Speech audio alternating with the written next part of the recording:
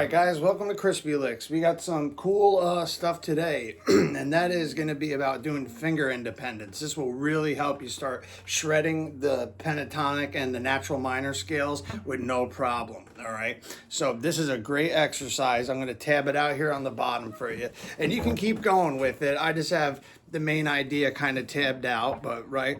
So what we're going to do is you start like on your root. So say if you're an A minor, second best key of all, we use A minor because I know you guys know it, right? So you start on A, and the idea is you're going 5, 8, 7, 8, right? So a lot of the work is just being done with these two fingers versus these two fingers or something.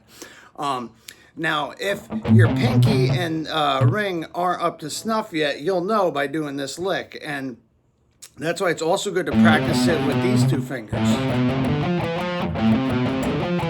because that'll get them up to snuff, right? Get them stronger, right? So you want to get them stronger and get these two fingers stronger. And then all the rest of this stuff will come so much easier. So we'll start on the 5th fret here, right? We got 5, 8, 7, 8. Go. Same thing beneath it. 5, 8, 7, 8. 5, 8, 7, 8. Then we just jump right up to the 7th fret on D. And it goes 7, 10, 9, 10. It's the same pattern of, if you look at it finger wise, 1st finger, 4th finger, 3rd finger, 4th finger. Okay, so it'd be 1, 4, 3, 4. Right? So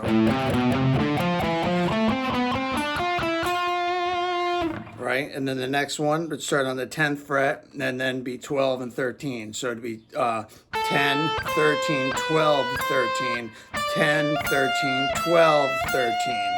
Okay, and then you can bring it back.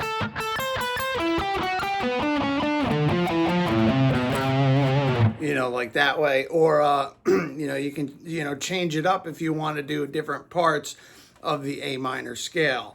So say, for example, in A minor, we have natural minor, we got our, right, this. So you could really go down that whole scale like this, going, I'm sorry.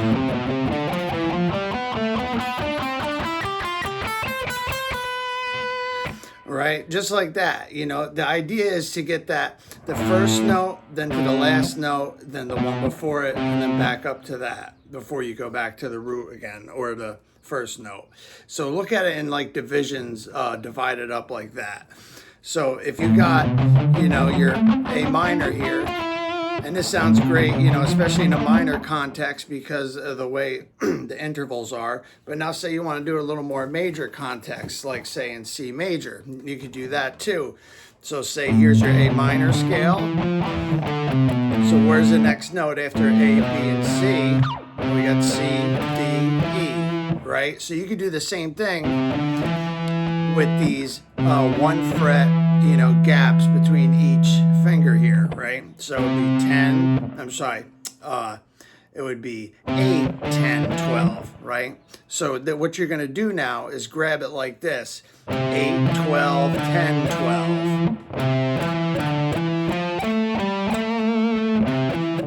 So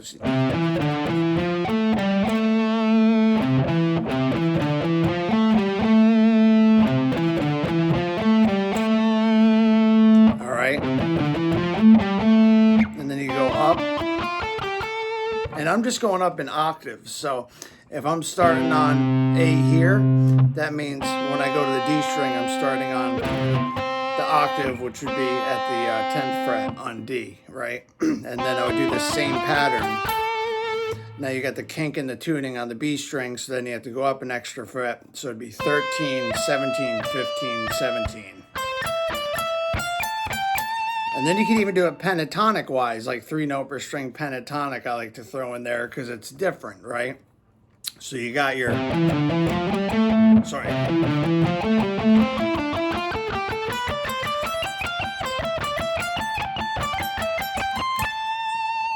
You see the end of that, that's just a pentatonic scale here, right? I'm just using it like the same way we were just talking about, going from the first note to the last note, to the middle note, back to the last note. Right, and that ends right on an A like that. You could even do maybe a Van Halen thing, like, I don't know, like, you know, but get that down with, you know, the way I'm showing you. Yeah, so try that all over. You know, if you want to do it instead of just doing an A, you know, like if you're having trouble making the stretch with your fingers, move it up some, you know, start it in a higher key, start it in E way up here if you have to, where you go, all right, so you're going 12, 15, 14, 15, 12, 15, 14, 15, then you're going 14, 17, 16, 17, 14, 17, 16, 17, right? Right, and then you jump up again. And that would be 15, 20, 19, 20. 15, 20, 19, 20. I'm sorry, 17, 20, 19, 20. 17, 20, 19, 20. It's early, guys, sorry. But, yeah, I think you guys get the idea of this, right? So,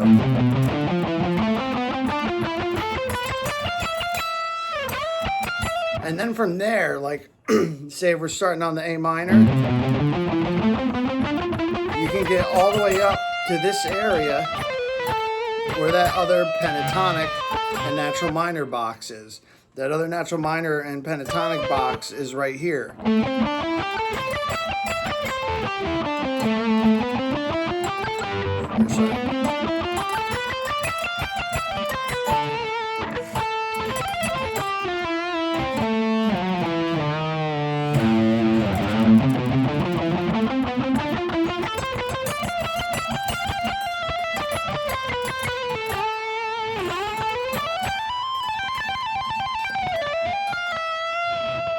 You know, and then you can throw your scales and your different arpeggios in between this stuff.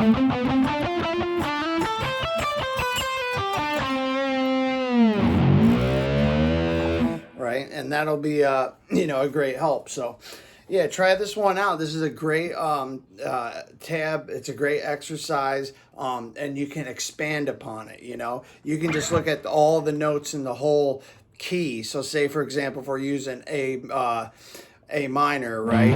Like this is in, right? So you got your A minor scale, right? And then you got your C major scale, you know. That's all there.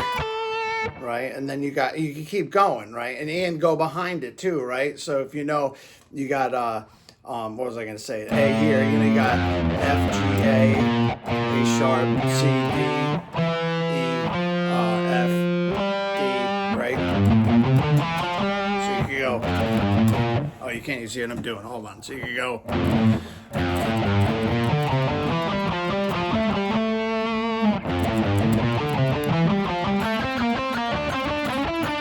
And that's another thing too, is you don't have to just do it, keep skipping strings.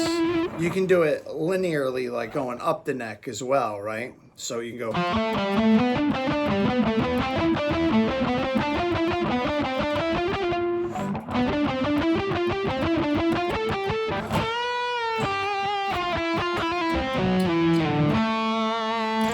Right, so, you know, I'm not going to edit out these little mistakes. And you got to see, every guitar player is not a superhuman guy like all these YouTube guys try to show you. That's all bullshit. You know, they do this in multiple takes. You know, I only do it in one. Show you the meat and potatoes. And so, yeah, so that's pretty much it. Comment me anything in the questions, or in the comments, if you have any questions about this stuff. Because I get back to people and answer them, and then I'll make a whole video just for you if, you know, you need some help with something like this. This is a great exercise to start. I can't say that more. So yeah, and then another thing is, you know, you don't have to do it all alternate picked. Like I'm alternate picking each note, but you can also just practice legato by hammering it on. You know, it's a little, you know, it's harder, you know, especially if you're not strengthened up legato wise. But yeah, because we have a tendency to get these fingers good, but keeping these end ones good takes a lot of time and effort. But thanks a lot, guys, and hope you enjoyed the video. And yeah, I'll get some bigger gear again soon. Thanks. Rock on.